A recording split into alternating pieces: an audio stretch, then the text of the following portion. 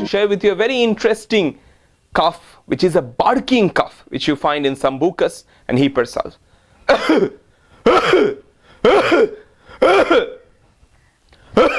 So that's, you see the barking nature of the cough, and that you have in Hepar and Sambucus. How to differentiate? Hepar will have a lot of covering because it's very chilly, whereas Sambucus has a lot of sweating with the cough because perspiration accompanies all the ailments of Sambucus.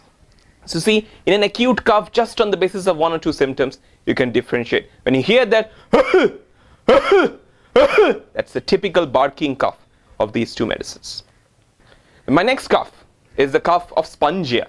And spongia, remember my friends, is a very dry cough.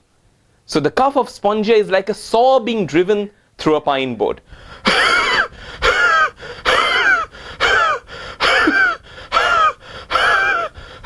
So the sound which you get when a saw is driven through a pine board, it's absolutely devoid of any moisture. So it's absolutely dry. And the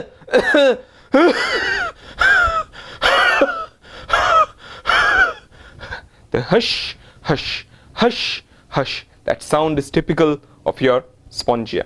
And remember, for spongia, the cough is always better by warm drinks. So modality is very important to differentiate. And in cassia, one of the very interesting thing is the cough always precedes the asthma.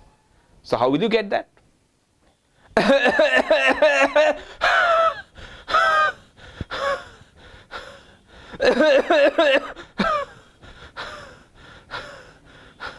So the cough that is preceding the asthma in case of cassia sophera. So that's also very interesting. Next one is the hawking cough of Sticta. And how will you get a hawking cough?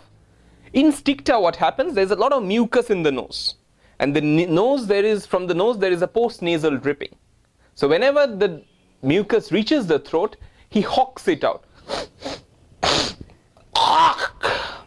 And they hawk it out. So the hawking is accompanied with the cough. And they hawk it out. And whenever they hawk it out, they get the cough with that. That is a typical cough of Sticta. The cough quantity or the cough proportion is not so much. The hawking is more important. And they hawk it out. That's typical.